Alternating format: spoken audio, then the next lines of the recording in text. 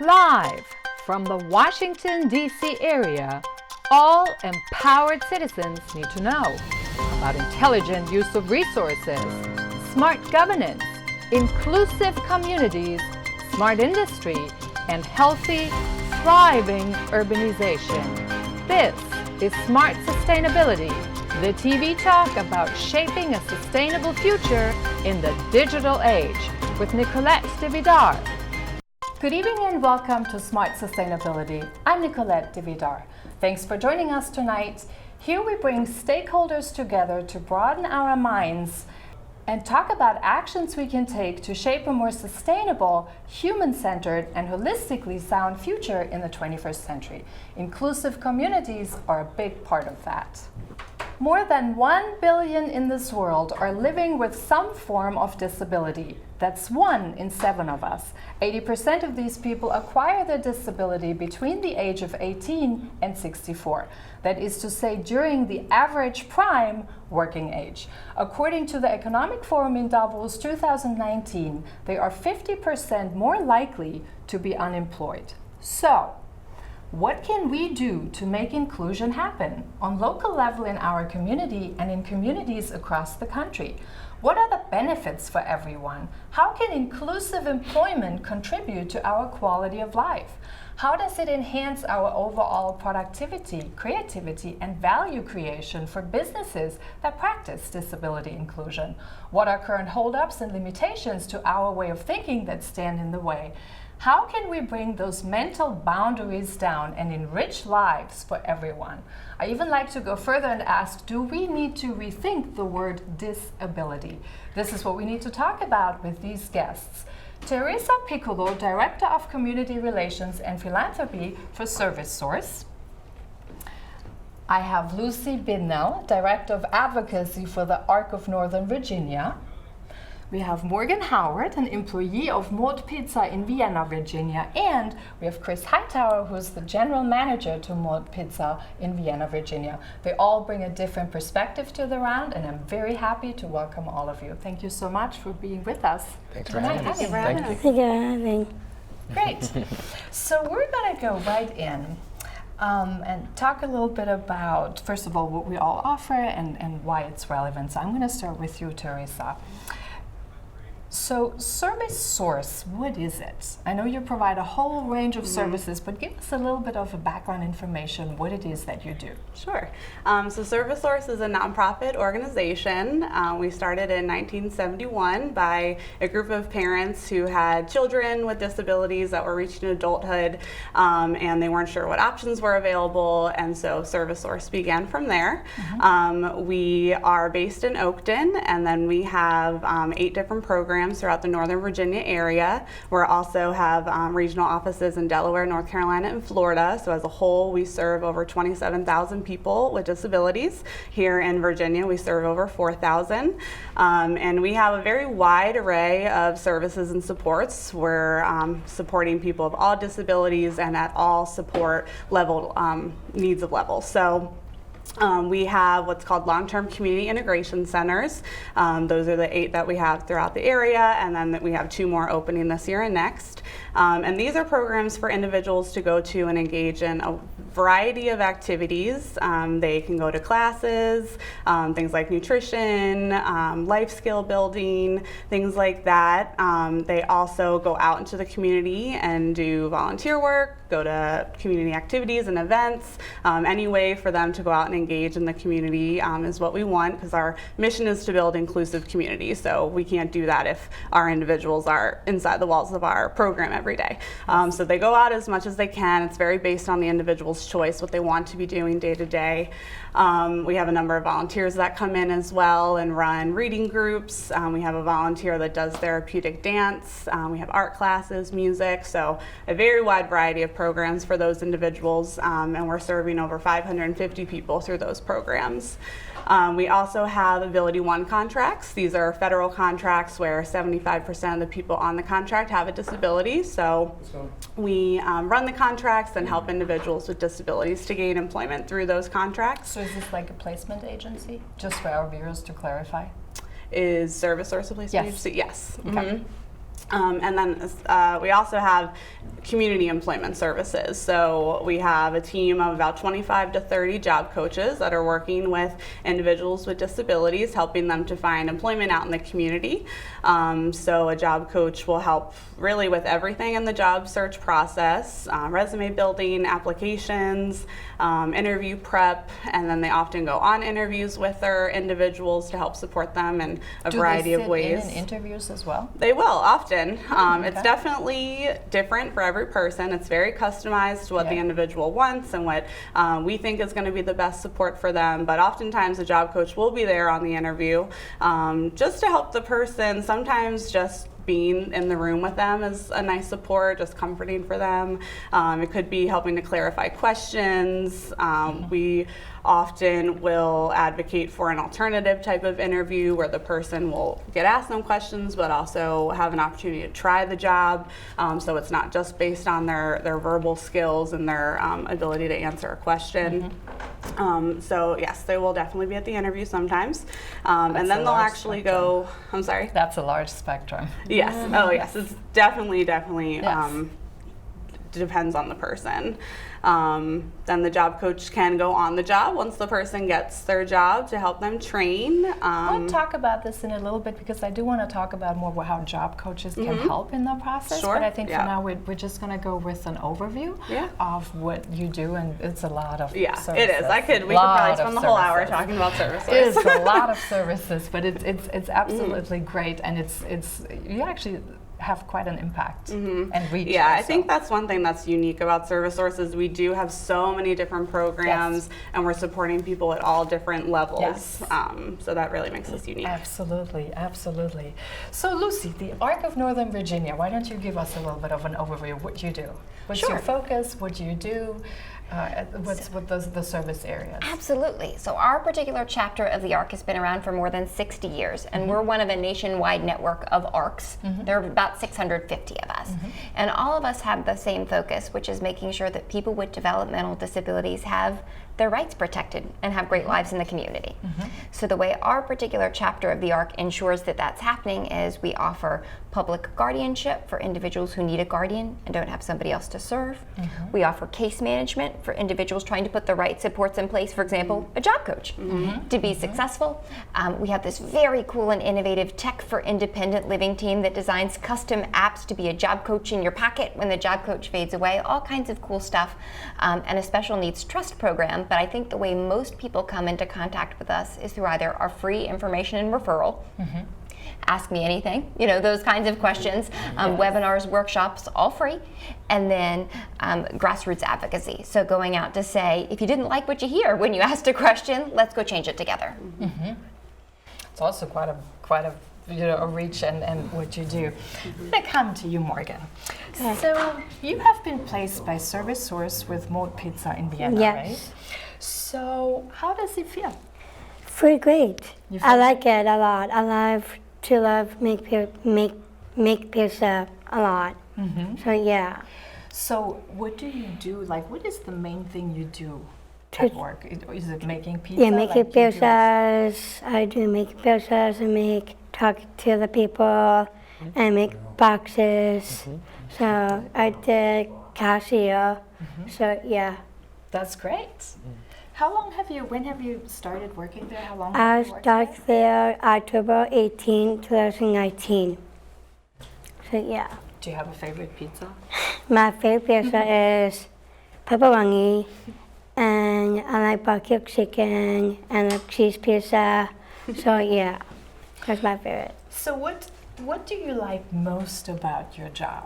Is there some favorite thing that you like most? Like what brings out the biggest smile? Making pizzas, and I like to cook. I like to cook things. So yeah, I need to cook more. So yeah. That's awesome. So what was your reaction when they hired you? I'm really happy, and I'm really happy, and I'm really excited. So yeah, I want to work there. It's my dream job, so I want to work there. So yeah. That's awesome, because I don't think there's that many people who can say they have their dream job. Yeah. That sounds really, really good. I've been making pictures before. I have from my friends on the domes. I'm making from my roommates, and that's my dream. I like to make pictures, so and that's why I got this job and helps me follow my dreams. So, yeah. That's really great. Did you work then a lot with your job coach and did you tell her at first that this is what you love doing Right. and this is what Yes. you like to do? Yes. I tell her that. I saw like sometimes last week, sometimes sometimes it's work, sometimes sometimes it's just stop by. I see you next week. Okay, I see you next week then. So yeah. That's great. So when you wake up on Monday, are you happy to go to work? I'm not working my days. Oh, okay. I'm off. So I work Tuesday, Thursday, Fridays. So my hours are 11 o'clock to 3. So yeah, I love it. Oh, that's Yeah. That says a lot about the employer too. That's really great. Yeah. That's awesome. Which brings me right to you, Chris. Yes, ma'am. Actually, Yes, ma'am. So you're the general manager of Maud Pizza in Vienna. How engaged is Maud in hiring people with disabilities? I mean, I would say we are very engaged. We work with partners such as ServiceSource. We work with Best Buddies and stuff like that. And, they help us, with the tools with people, with the IDD and stuff like that, make them comfortable in their job, not forcing, a structure on them. They come in, they do what they feel comfortable doing, and then they get good at that. And we, the job coaches come in, as you said earlier with the ServiceSource, the job coaches come in, check on her, make sure she's doing good, talk to her about a day, stuff like that. So you work with the job coaches? Well, I'll be working with Morgan personally, and then the job coach will come in and chat with me and chat with her. So yeah, in a way. That's pretty cool. So why is Maud so engaged in it? Well, the thing about Maud is we're a pizza place, definitely, but we sell the pizzas to serve the community, and serve people. So we want to do as much as we can for the community. We want to help them. We want to help them, feel like they fit in somewhere as well, because we don't think it's fair that, other people, they don't want to take the risk or the chance in hiring people with IDDs. So we just want everyone to feel at home, and I think that most of our IDD employees, they have been with us for years and months, so it's a low turnover rate, which is good for any company, So it's always particularly in this day and age. Exactly. So but Morgan's a good example, and she went from having low confidence to gaining a lot. So she just comes right in and does what she wants, and she's really good at it. That's really Thank you, good. Chris. Of course. Sounds like you got a great boss. She's funny. Sounds like you got a great I boss. definitely. Yeah. She's like a ray of. He She's always a ray. make me milkshakes, chocolate. That's my favorite. Yeah. So, He yeah. makes that for you? Yes, always does. Yeah. That's really pretty Yeah, nice. we try, Do you we have to try. ask him for it? or he Yes, does it I on have his to own? ask. I don't know how to make milkshakes, but I need to ask Chris to help me.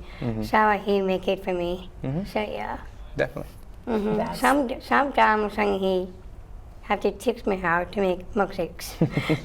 But if he teaches me, I will make my mom milkshakes for her, and my friends and my stepsisters.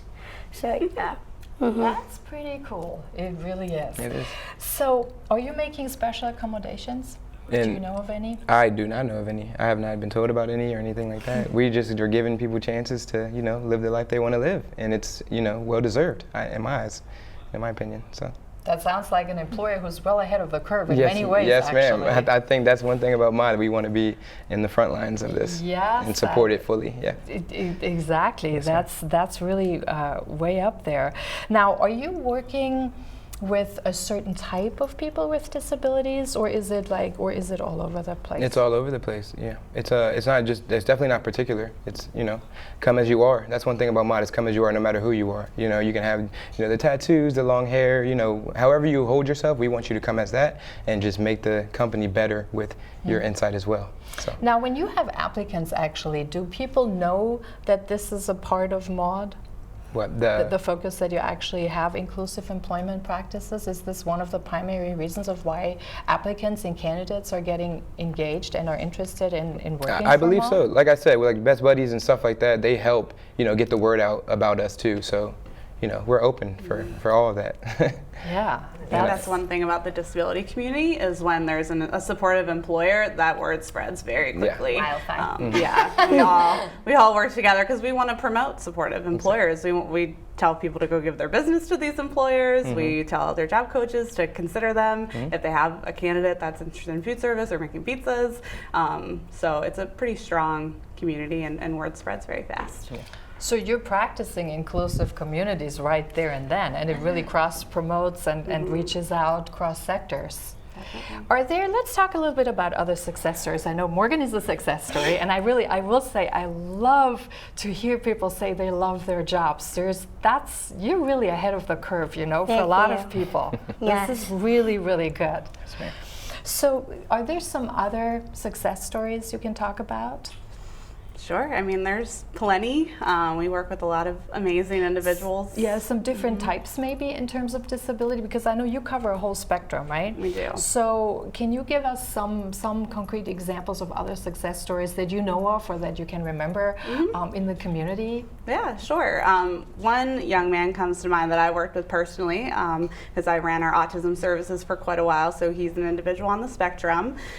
Great guy, very driven for employment. He wanted to work at a library and had a lot of great volunteer experience and skills that qualified him for that job, and he applied for a position and interviewed 7 times and was rejected 7 times for the position, which was really heartbreaking for me to see because I knew how amazing he was, how deserving he was of that job, how well he could do the job, but for whatever reason he wasn't being given the opportunity. And then finally on his 8th interview he was offered the position, which was a huge success and very exciting for him.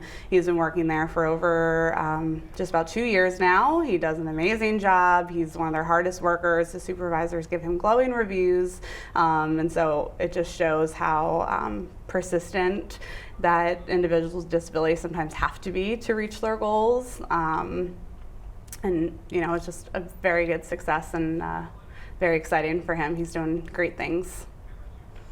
Yeah, that sounds like it. So how does this work? Do companies reach out to you directly and say, we're looking for a certain type of employee? Like, how do they find you? How do they know about you?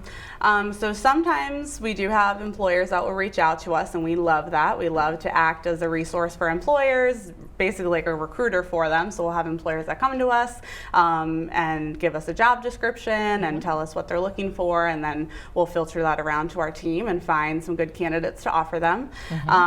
But I would say it's more likely that our job coaches are the ones that are building those partnerships. They do a lot of networking with employers out in the community just by going into the doors of the business and introducing who we are and sharing our mission and figuring out ways that we can partner with them. Yeah, because I would think that in this day and age where you have a lot of companies that really focus on having more affirmative action reports or really being really good in including employees of all different types, demographics and backgrounds and attitudes and where they come from, etc., that there would be a big push to actively go out. I'm just not sure that many of them are aware that these services exist.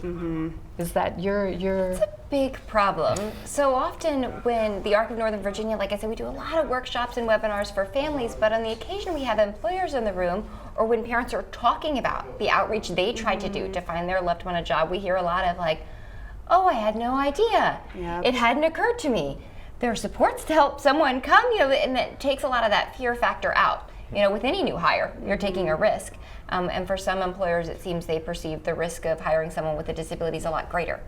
And they don't think they have a sense that there are tremendous supports out there to help get them over that fear factor and get them into a really good groove. And I'm so pleased to say that once folks do start to jump that hurdle, they end up more like Mod Pizza, right? No one's as great as Mod Pizza. But to say, oh, we thought we were doing like a good thing for the community hiring one person. This was a great thing for us as a business. Bring me more people. Right. And so it really, one employer at a time, helps to flip that script.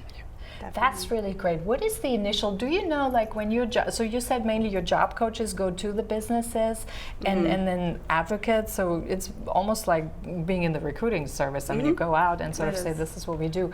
Do you know or have any input for us in terms of how businesses initially react? Like what's the threshold? I do know. I've been on the front and what's line. the okay? So talk to us about that. Like what's the initial reaction, and then also who do you talk to in a business or in a community when you reach out? Well, I've gotten anything from, oh my gosh, this is amazing. We love supporting people in the community, people with disabilities. Who do you have for us? Come on in. You know, very, very welcoming, open, supportive, like Mott Pizza. But on the flip side, I've gotten reactions like, could this person really do this job? What type of support are they going to need? Are you sure that they're going to be able to work here successfully? And you know, just some very upfront resistance just by hearing that we support people with disabilities. So, and then really any other reaction in between. And when we're going into the businesses, we usually ask to talk with a manager or someone who's in a hiring position, whether it's HR or a manager. That's who. Yeah, we because want to I talk would think with. that the HR community is probably more open for that, because they think in terms of like their statistics and their demographics and making sure they have a diverse work environment, versus hiring manager very often just think about, this is the role, this is who I need to in there, and then they have more of this perception that maybe it gets too difficult to do that. So I was wondering how that is. Is it hard to get an appointment for businesses when you actually do you call them or do you just show up? A lot of the times we just show up. We just go in and how do you pick which introduce businesses ourselves. you go after? So it's based on what our individuals are interested in. Okay. You know, we're working with our folks and we know what types of job they want or jobs, and so we're going to go into businesses that align with their goals.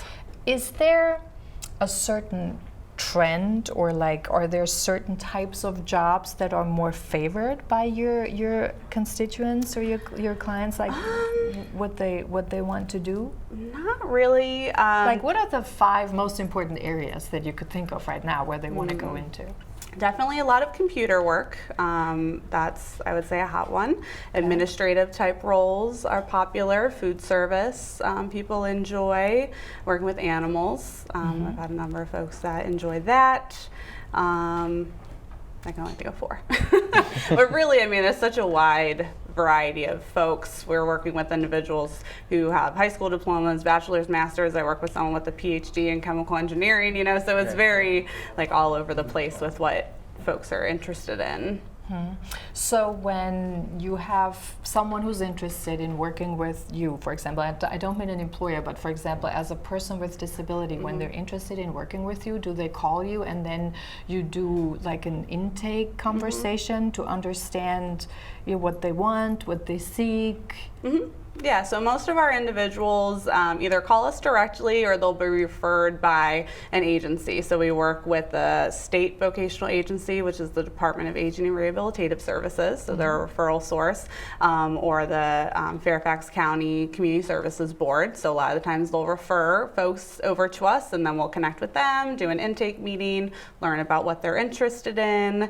A lot of the times we start in a phase that is exploration, so we'll identify a couple types of jobs that the person might want and have them go out and try that job and figure out what's going to be the best match for them. And I think Morgan did some of that exploration, right? Yes, I do. Yeah. You did? How did it go? It's great. It was great? Yeah. So you went there, and then what happened when you went there? I mean, I'm really happy. Yeah, I mean, to accept them. Yeah. So when you were exploring about what you were wanting to do, were they asking you like all sorts of questions, like what you like and what you dislike, and you kind of had the chance to really figure out, did you know what you liked, or did you kind of explore different things? I explore, the kids show me everything, so yeah. That's good. That's very, very good. Chris, I know you've just, I know you've joined there as a general manager recently? Yeah, yes ma'am. So do you know when Maud, or when you actually look for someone, do you have usually like a clear idea in mind of what type of person you're looking for an open role, and then reach out to ServiceSource, or are you more open-minded and you call them or any other agency and say, we need someone for this and this? Could you work with us to figure out who would be a good fit? With Mod, it's like when you work for Mod, it's like you do a little bit of everything. Like there's not one person who's doing one designated role. So it's more like we get the applicant, then we would probably either talk to the job coach or ServiceSource or something like that, and then we'll sit down and have an interview, and then we'll figure out, when they can start, what they can do or what they feel comfortable doing, and then we'll just let them, go for their own, Like just like Morgan, like we're not telling her she has to do, certain things. You can go in there, and if she's comfortable doing it, she's gonna do it. She can go fold our boxes. She can make the pizzas, and she's comfortable. We're not gonna force her to do anything she does not want to do. So. Yeah. That's good. I like it a lot. That's really good. So you get to do different things? Yes, I do. So what are other things you get to do other than, for example, making the pizza? I ask the people, they told me I ask them what size they like. My pizza, okay, I give them my pizza. You want what sauce? Yes, ma'am. They get different toppings, so I make it, I can hang it to clear so other people can make them cook the pizza in the oven. So yeah. That's pretty cool. Yeah, that's really cool. I got quick. Yeah, so, that's good. Yeah, it's really fun. That's good. Yeah. How large is your workforce in Vienna? The workforce? Like how many people do we have? Yeah. We have around right now like 15 total workers. Yeah, I have myself as a general manager. I have 2 managers, and then I have like 11 or 12 squad members, which are like, the first step. That's the first step of the squad. And how many people from ServiceSource or people with disabilities are you employing? We have 2 with disabilities. Yeah, we have another guy. He comes in. He works sometimes 8-hour shifts. Like he's just like anyone else can. He comes in, tells you about his day. He likes to talk about his dog a lot. Yeah, but he always brings in a good energy. He's always on time. He likes to have his little meals first so he can take the necessary medications or whatever. But he's fully there. He's willing to stay. He's willing to come on his days off. Like it's amazing. It's amazing. Man, you make it sound like this is a place to be. Hey, like we're very simple, but it's for complex times. It's really good though. It's really good. It sounds to me like you're handling complexity a lot better than a lot of other organizations are doing. So Lucy, I want to get to you. If you had to say like what were the main grassroots campaigns, like the main topics of the grassroots campaigns you did in the last year? Like what's the main focus of it? We're all over the place, but really making sure that people with disabilities have both opportunities and doors open on the right side, and then supports and funding on the flip side, because having an opportunity but without a job coach who can go in and help you be successful, for some people is going to mean there's not a real opportunity there. So a partnering of those 2 things, and right now in our state General Assembly there's a bill going through that we're working on really hard to make sure employers can hire people with disabilities in public contracts. Yeah, sounds pretty good. Also very widespread. So we're getting ready to head into the break. When we come back, we talk about more success stories, benefits for businesses, but then also about some of the big elephants in terms of what's the holdup and what do we need to do to break down barriers to really move forward on that. A time when no one person has Parkinson's disease, is debilitated by a stroke, and no family suffers the tragedy of Alzheimer's. Some of the best minds in America are doing more than imagining. The American Brain Foundation is seeking to find cures, where life without brain disease isn't just something we can imagine, it's something we can know. Help us get there.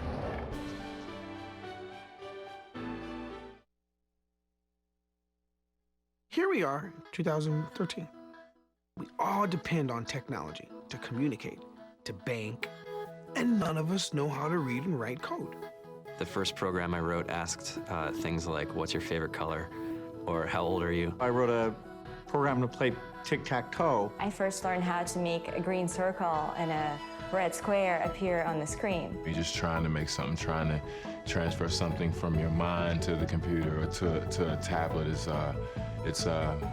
It's an experience. The whole limit in the system is just that there just aren't enough people who are trained and have these skills today. The programmers of tomorrow are the wizards of the future. You're going to look like you have magic powers compared to everybody else. Great coders are today's rock stars.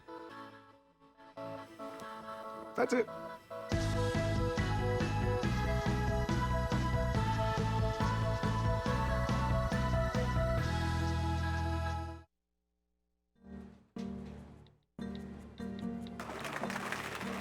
You can't text and pay attention to the world around you, and you definitely can't text and drive.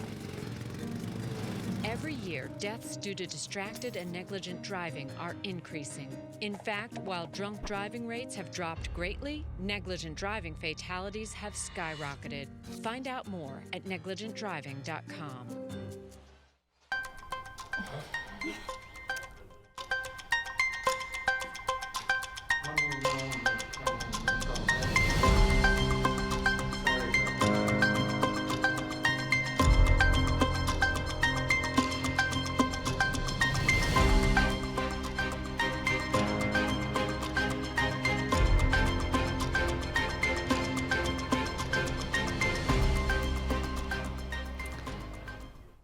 Welcome back to Smart Sustainability. I'm Nicolette DeVidar. Inclusive employment represents a widely untapped potential skill and talent pool we need to talk about at a time when there's more job vacancies than talent, and when disruption and digitization help us gain a different understanding of what it means to be human, what human skills are, and what we can do as potential. Practicing inclusion at workplaces opens up significant opportunities for businesses, for society, and for us people overall. So what are those, and what needs to happen to tap into those skills is what we're talking about tonight in the show. I'm very happy to have you all back on here in this very cozy round. Yes, it's pretty warm in here too. But, so we're going to move forward.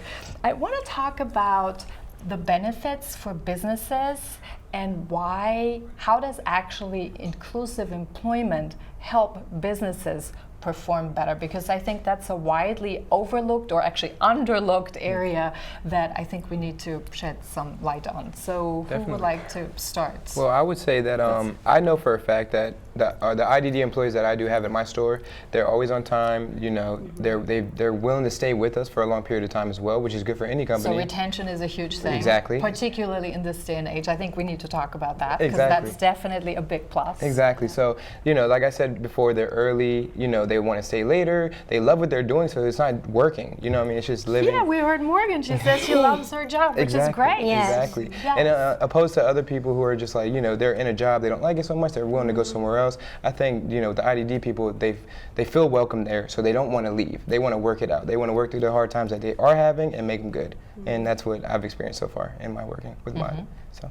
I think Chris's experience is illustrative of the bigger picture and what is borne out in statistics, that we do see people with developmental disabilities stay in jobs far longer than your average employee, be significantly more punctual, significantly more dedicated to the work, really enthusiastic about their job. I mean, all the kinds of things that employers say they're wanting, despite the fact they're overlooking this great hiring pool.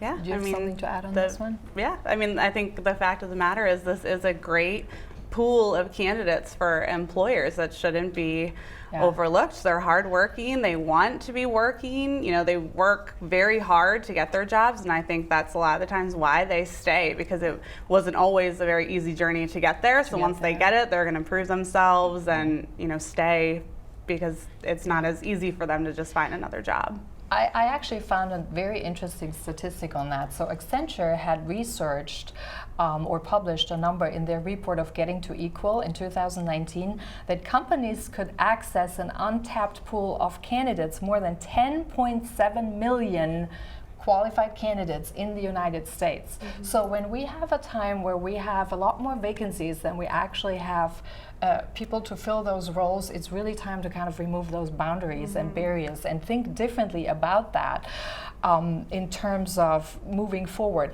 So some of the holdups, I want to ask you for your input on this one, obviously are misconceptions. So a lot of people kind of, when they hear about employing someone with disability, I hear, well, do we have to make special accommodations? Let's address the myth of accommodations. So we heard from you, you're not aware of any special accommodations. I'm not. You said, but it sounded also like you're pretty flexible in terms of time. So when employees come to work in the morning, they can sort of structure their day, have enough time to take their medications and things like that. Yeah. I know of other businesses that, or people even I've worked with, where we have adjusted the day, the planning in the day. So we would give, for example, employees less phone time, so they would have more time to really plan and focus on their day to take some of the stresses out. But what are some other misconceptions about accommodations? Are there some numbers out there we can address? There are big misconceptions on cost. So the Americans with Disabilities Act says employers, all public employers, and any private employer with 15 or more employees is subject to having employees ask for reasonable accommodations. And that's just what it sounds like, a reasonable accommodation. So if an employee says, can I just come to work and leave whenever I want? Say, that's not so reasonable, right? I don't know. Exactly might be but if an employee says, I'm taking disability-specific transit, which means I'm going to get here within a 30-minute window, is it okay if my starting and end of the day time flex by 30 minutes, so long as by the end of the week I meet the hours I need to do? And depending upon the job, that may be a reasonable accommodation. So all about looking at, what does this job really require? Does it cost the employer an inordinate amount? Would it mean fundamentally changing the job and what this position's trying to do? And the answer is usually not. And what the ADA really encourages is what they call the interactive process, which is just back and forth, right? Well, I had an idea about what could make me successful here. Does this work for you? Well, we can't quite do that. Does this work for you? Great. And that's how you get to really reasonable places. And the average cost of a reasonable accommodation is $500 or less. Yeah, I read that. It's $500 on average per employee. I mean, really, we're not talking big cost here. Especially if you're looking at reduced turnover and the savings that you are able to see here. Exactly. Absolutely. In fact, on the turnover and the savings, there are also some other numbers actually out there for corporations, which I pulled today, which says there is really some very tangible financial benefits, and there's research out there that says that businesses who employ people with disabilities outperform their peers significantly, and here it comes. So they are twice more likely to have higher shareholder returns than their peers, which really is a big number. 4 times more likely to outperform their peers in total shareholder returns in the long term. Profitability increases. Most of those organizations that participated in the research had a 28% higher revenue than their peers, and double net income, and then up to 30% on average higher profit margins, in addition to all of the retention. I mean, these are pretty clear-cut numbers. Those are really hard to beat. I mean, even for those people who go straight by numbers, that's a real issue. Let's talk about the accommodation. Do you know so we talked a little bit about structuring the time differently. Are there any other really major accommodations you're aware of that we can talk about and dispel the myth? Minor physical accommodations are really common. So like needing an adapted keyboard, needing a screen reader, needing talk-to-text software. And in some cases, it's someone bringing their own technology, their own app or their own job prompter in their pocket. One of the apps that we have helps people record themselves successfully doing a job on video, so that if they need help remembering how to do it, they're not just watching a video, they're watching a video reminding them that you can nail this and you've done it before. And so just allowing people to have devices at their desk that may help prompt them through the day. All those kinds of things that really, if an employer thinks about it, no problem at all to put into place, but may not be what they first went to. And this software is normally not that expensive. Yeah, so the ARC of Northern Virginia software, at least, we run through a grant program. So anyone working with us can get it for free, and we can usually help them get a device at free or low cost, and that's something that Medicaid can help pay for in some situations too. There are lots of resources out there. Yeah, because I know also like the text programs you can use to facilitate the process. We looked into that, and I know there's sort of like they go for $20 a month or so. So we're not talking major accommodations here. Yeah. So where does this big elephant come from that people think, oh, this is kind of such a big thing to do? Where does that originate from, you know? Oh goodness, a lot of misconceptions. I mean, a lot of times we get things like, well, then I could never fire the person. I think, well, I'm unclear on why that is, right? Is it a reasonable accommodation to say that no matter what this person does, you would never fire them? Well, of course course not, right? Then you would treat them along with the same policies and procedures that you have for everybody. And this is 2020, right? Your policies and procedures should already be addressing diversity in the workplace and making sure that everybody's safe and protected, that you've got a complaints procedure, that you've got a disciplinary procedure, whatever you need on board. And performance management that actually functions and works. And whether or not you choose to put those tools into action, right? That's right, yeah. That's all on you. Absolutely, absolutely. But I've always thought, employment should be the easiest thing for people with disabilities to navigate, because successful businesses, by their very nature, are successful because they innovate. They're looking for missed opportunities. They're looking for the next best thing. And I don't understand why, given the great statistics we have and decades of research on those employers who have taken the leap to hire people with disabilities, why every other employer on the planet isn't just jumping on that bandwagon and saying, I can't believe I'm this late to the party already. Yeah, and you know what? You bring up a very important point, and that's the innovation part, because when you look at those business numbers, why are businesses performing a lot better when they do employ people with disabilities? And you look at the number of what's listed. So obviously one is staff retention, we talked about. The other one is skills. So because people with disabilities learn early on, and you mentioned that on the lead in, they learn to be persistent. Persistence is a key skill and element that you need to innovate and actually also experiment, bring a new product on the market, for example. So then creativity, they're more likely, because they have to adapt to different circumstances, they're used to sort of having a much more problem-solving approach, use their creativity more. All these things are so necessary for innovation. Nowadays, everybody says we need to innovate, and yet the skills you need to innovate are sorely lacking. So we do have to talk about that, I think. We have to really make people aware that these are things: creativity, persistence, problem solving, adaptability, agility. There's a certain agility. We live in an age where every organization at this point, 95% actually of organizations, have to become more agile. So these are all key things we know they have to look for. So we need to talk more about this. We need to educate more. So what's happening in terms of education? Like, how are we reaching out? What are you doing in your grassroots efforts? How do you kind of get to the people and to work on that?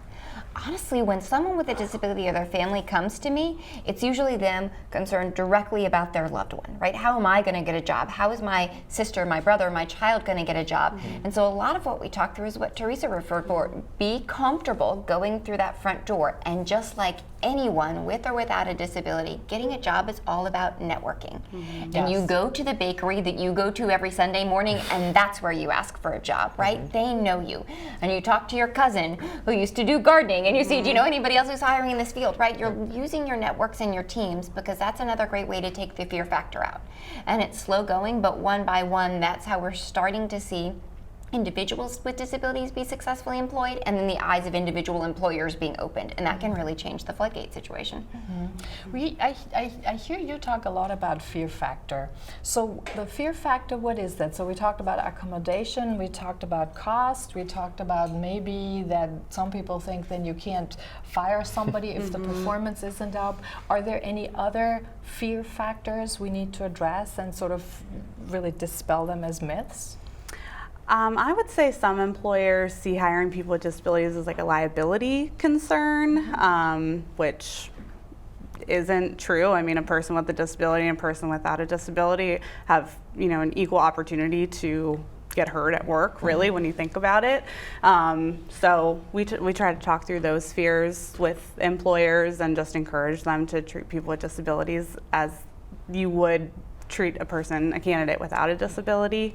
We try to just take the emphasis out of it. It's just a candidate. This is a great worker, a great person for your business, and we're here to support them and support you as a business as well in making this successful.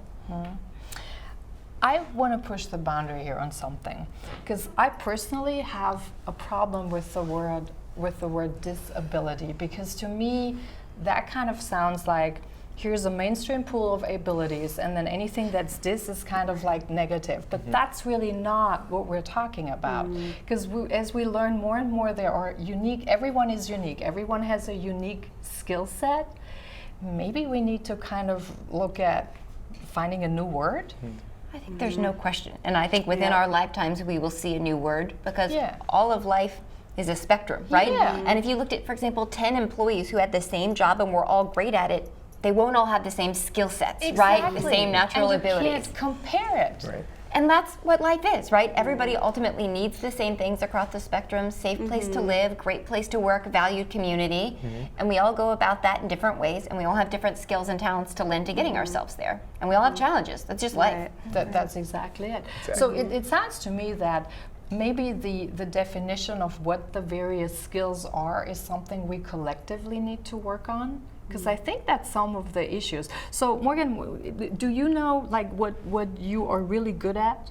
I'm really good at like making pizzas and boxes, and I'm really good at cook pizzas in the oven, and I'm really good at it. So So for you to evaluate what you're really good at, that also means that what you're good at is what you like naturally, right? Right. Yes. So you have a good understanding of what those are. Yes. So I think, because very often what some of the other holdups is that I've run into, and I don't, you probably have too at some point, when you have a job description and you have an applicant, or you ask the hiring manager, what are the 3 primary skills that person needs to bring? When you look at the 5-page job description, which is completely nonsense the way we do this. We have these preconceived things and everybody is put into that mold, although by the time you get to the 4th page of the job description, you don't remember the first 2 pages. So it's like, when you ask someone, you know, to really compress it, what is the role really about? Maybe the challenge is to kind of have a really clear understanding of what the role is, what the actual job entails. Yes. You're getting right at that reasonable accommodation piece, right? It's looking at, what does this job really need to be? And how do we build it around a person's strengths? Because if we got an employee coming in who's great at these core things, how do we support them and keep them on board? And likely you've got an employee on your staff who has strengths where the other employee has challenges, right? And you say, you know those things you hate doing? Do you want me to take them off your plate? And we can just divide these jobs a little bit differently than we have in the past. And then you end up with 2 employees who are much happier and feel much more respected in their job, who know their skills are valued, and an employer who has 2 employees who want to stick around. It's just a whole different way of looking at things, and for sometimes that's called job carving, right? That you look at the person's skill set and you carve and mold a job around them, but that's usually coming from the side of the person with the disability and their support staff, and I think employers are doing that more on their own, right? What's really important to me, and how do I get someone with these skills in there? In a tight job market, when unemployment's really low, it's a great time to innovate. And actually for agility, I deal a lot with transformation and agility. It's a completely critical skill. You need to have people in there understand what their different skills are, so you're able to actually move them in different roles and in different project types also from time to time. So that's why I think a lot of organizations really need to move from the job descriptions to job design, so they can really capture that. But that also means you have to have a really good assessment of what those skills are of all of your employees, so you get a really good handle and you can map it out. Yeah. So this sounds to me, maybe this is something that needs to happen first, and then we can kind of get to that and work that. But from all of the things we talked about, really, it's all the things we know we need for an agile world, or the skills we need, the creativity, the problem solving. We need to innovate more, but then also getting employers to really integrate more of the skills and move more to job design, to really let people utilize their strength, is sort of like the way forward. Is MAUD doing something specific in terms of integrating or onboarding people with disability? MAUD in the beginning already is a second chance company, so we're already there to help the community anyways. And you know, people with disabilities is no different. You know, we don't make you have a certain requirement before you start working. You can come with no experience experience at all what we're doing, we will make sure you will learn it within the first couple of weeks when you get hired, and we will work with you through the process as well. We're not going to just be like, oh, you haven't learned it yet, so you have to leave. We're going to be like, well, how can you learn this? Like, how can we help you learn this more? What can we do to make you more comfortable in doing that? Like, stuff like that. So let's talk about more to make inclusion a success. What needs to happen? Like, what do we have to focus on? Let's go through the whole hiring process or so we can talk about that. Can you say something in terms of where the starting point would be? What do we need to look out for to make inclusion a success from an employer side and from the employee side? Well, I think definitely employers being receptive to working with companies like ServiceSource and the ARC and the other service providers, just being open to talking to a job coach that comes in and learning openly about what that process might look like is step one. Is a job coach the first point of contact? With an employer, often. With an employer? Okay. Very often. Okay. There are other people, such as myself and other people at ServiceSource, that focus on outreach to employers, but a lot of the times it's the job coaches that are out there on the ground partnering with the employers. So just being receptive to that and conversations, I think, is step one. And then just being open to different ideas for hiring, not seeing it as this ABC process that every single person has to follow.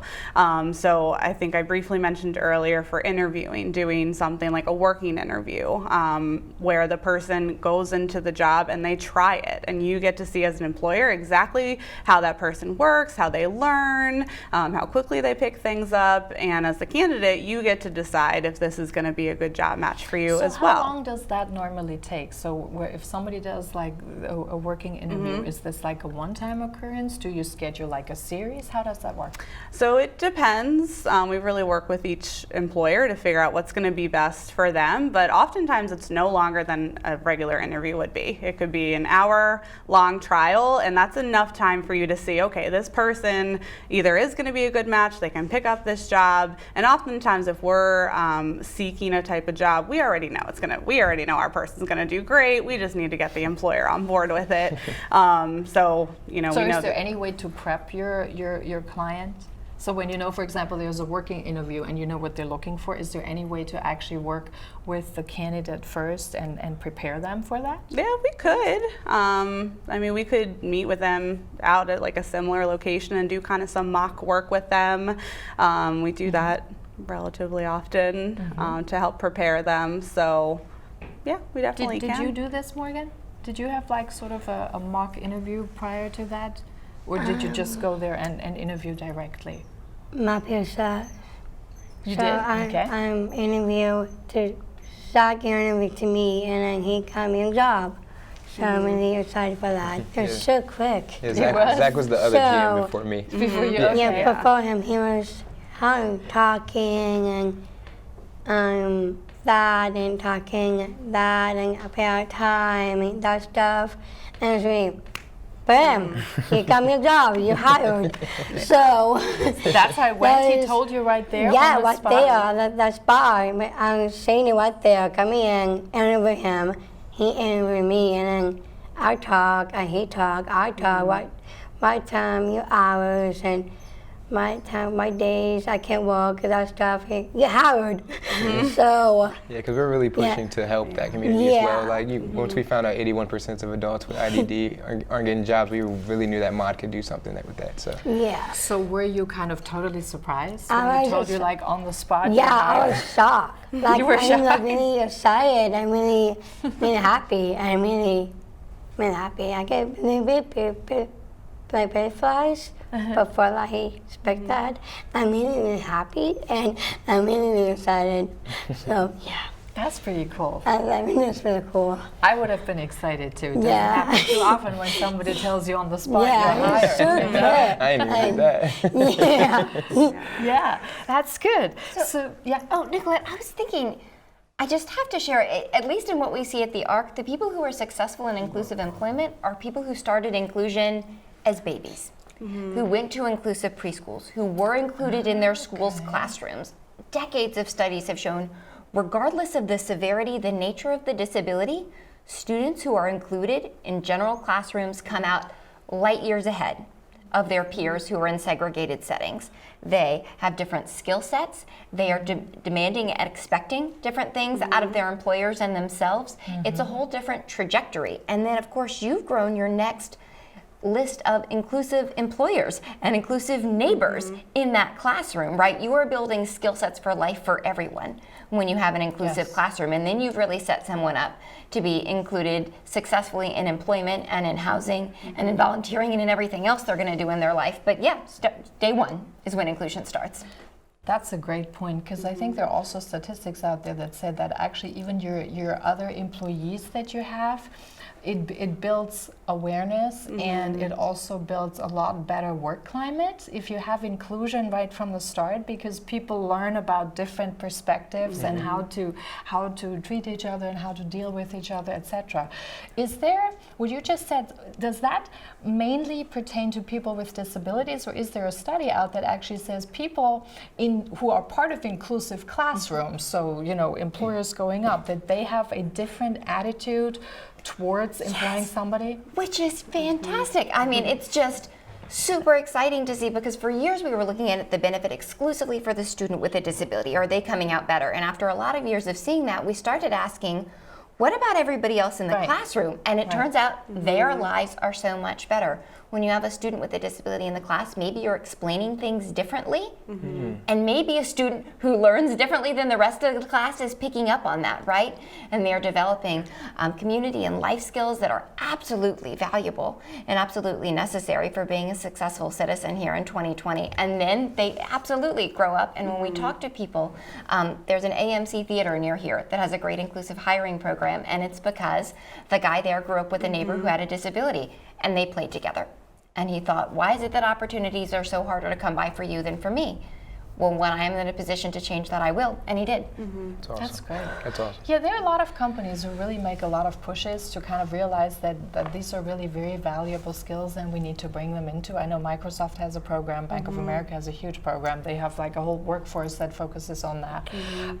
There are a couple of other employers. When you work with employers, are these mainly local smaller businesses, or are these also the corporations It's that both. work with you?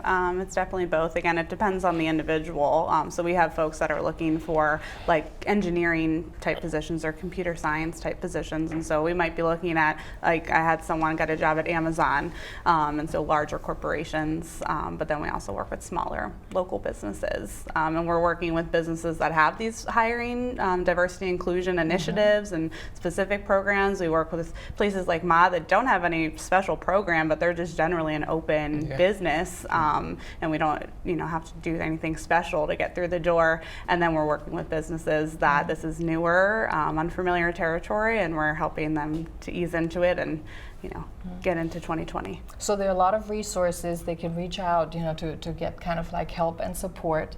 They can reach out to you, and then also they can tap into different candidate pools, etc. If there's one thing, we got to make it quick, like on the legal side, is there anything that can happen or should happen that we need to address? We have to make it quick. We're almost out of time. Yes, any supports starting day one, inclusive education to make sure students with disabilities are safely included in their classrooms, and then furthering on the tax credits we have for employers, giving people bidding on public contracts the opportunity to choose employers hiring with people with disabilities, and making sure people know the laws that already exist, especially the Americans with Disabilities Act.